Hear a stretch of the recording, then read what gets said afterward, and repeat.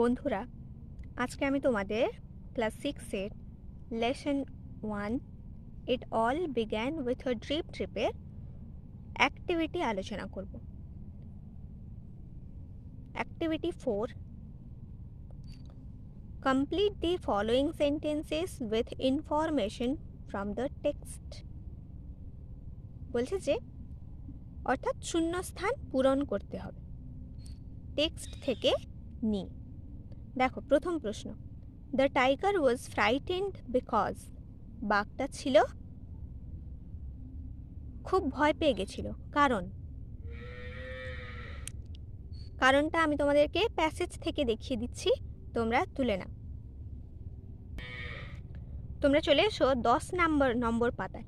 10 নম্বর পাতায় শুরু থেকে 4 নম্বর লাইন দেখো। This must be the terrible drip drip he thought, সে ভাবলো। তাহলে বাঘটা ভয় পেয়ে গেছিল কেন? কারণ সে ভেবেছিল যে এই হচ্ছে ওই ভয়ঙ্কর ড্রিপ ড্রিপ। তোমাদেরকে উত্তরটা একটু সাজিয়ে লিখতে হবে। তাহলে ওখানে লেখা আছে the tiger was frightened because. এবার তোমাদের বিকজের পর থেকে লিখতে হবে। দেখো কি লিখবে, যে হি থট থেকে শুরু করবে। হি থট দ্যাট, মাঝে একটা দ্যাট লাগাবে, দ্যাট দিসের জায়গায় লিখবে Bholenath must be the terrible drip drip. এটা হচ্ছে কারণ যে সে ভোলেনাথকে ভেবেছিল ড্রিপ ড্রিপ। এটা হলো প্রথম প্রশ্নের আনসার। সেকেন্ড প্রশ্ন দেখব। Bholenath's wife screamed in fear, ভোলেনাথের স্ত্রী ভয়ে চিৎকার করে উঠেছিল। ওয়েন, যখন। এবার আমরা আবার প্যাসেজে যাব, উত্তরটা দেখিয়ে দিচ্ছি, তোমরা তুলে নেবে খাতায়। তোমরা 10 নম্বর পাতায় প্যাসেজে চলে এসো আবার। দেখো, in the morning Bholenath's wife discovered the tiger tied to the tree. তাহলে আনসারটা কি হয়ে যাবে? ওয়েন এর পর থেকে তোমরা লিখবে যে এখানে ভোলেনাথস ওয়াইফ আছে, আর এখানে ভোলেনাথস ওয়াইফ লিখবে না, এর পরিবর্তে লিখবে she discovered the tiger tied to the tree. এটা হচ্ছে আনসার। যখন সে দেখলো যে বাঘ বাঁধা আছে গাছে, তখন সে ভয় পেয়েছে। হয়েছে। এবার পরের প্রশ্নে যাব। 3 নম্বর দেখো, disturbed and confused by the people, লোকেদের দ্বারা বিরক্ত এবং হতভম্ব হয়ে দি টাইগার, বাঘটা কি করেছিল লিখতে হবে। চলো প্যাসেজে যাই। তোমরা আবার 10 নম্বর পেজে চলে এসো। দেখো আছে না, the tiger disturbed and confused by all the people had chewed through the rope. তাহলে এইটা হচ্ছে উত্তর। Had chewed through the rope and it ran away to the jungle. এইটুকু হচ্ছে আনসার। এই যে মাঝে ফুল স্টপটা তুলে দিয়ে তোমরা একটা অ্যান্ড লাগাবে। নেক্সট প্রশ্নে যাবো এবার। Bholenath announced proudly that, Bholenath গর্বের সঙ্গে ঘোষণা করলো যে।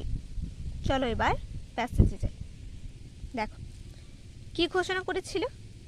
That it is I who captured the tiger last night, যে এটা ছিলাম আমি যে গত রাত্রে বাঘটাকে ধরে এনেছিলাম। I even pulled its years, এমনকি আমি তার কান ধরেও টেনেছিলাম। তাহলে আনসারটা তোমাদেরকে একটু সাজিয়ে লিখতে হবে। তোমরা লিখবে, ওখানে দ্যাট পর্যন্ত লেখা আছে, তোমরা লিখবে যে ইট ওয়াজ হয়ে যাবে তখন, ঠিক আছে? ইজ থেকে পাস্ট টেন্সে ওয়াজ। ইট ওয়াজ ভোলেনাথ, আই জায়গায় লিখবে Bholenath. It was Bholenath who captured the tiger last night and I জায়গায় এখানে হি হয়ে যাবে। He even pulled its ears. এটা হচ্ছে উত্তর। আমি যেখানে যেখানে একটু চেঞ্জ করতে বলছি ওগুলো একটু নোট করে রাখবে। এখানে আইয়ের জায়গায় ভোলেনাথ, ইজের জায়গায় ওয়াজ, আর আইয়ের জায়গায় এখানে হি।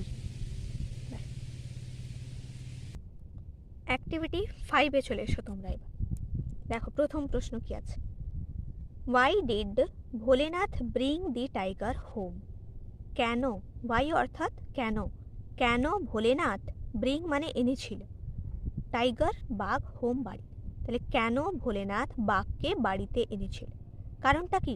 কারণ হচ্ছে যে সে তার বাঘকে ভেবেছিল গাধা, তাই সে বাড়িতে এনেছিল।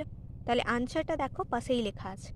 তোমরা শুরু করবে এখান থেকে। প্রশ্ন দেখো, ভোলেনাথ, ব্রিং থেকে পাস্ট টেন্সে হয়ে যাবে brought. Bholenath brought the tiger home because he thought it to be his donkey. কেন কি সে গাধা ভেবেছিল বাঘটাকে। এবার সেকেন্ড প্রশ্নে চলে এসো।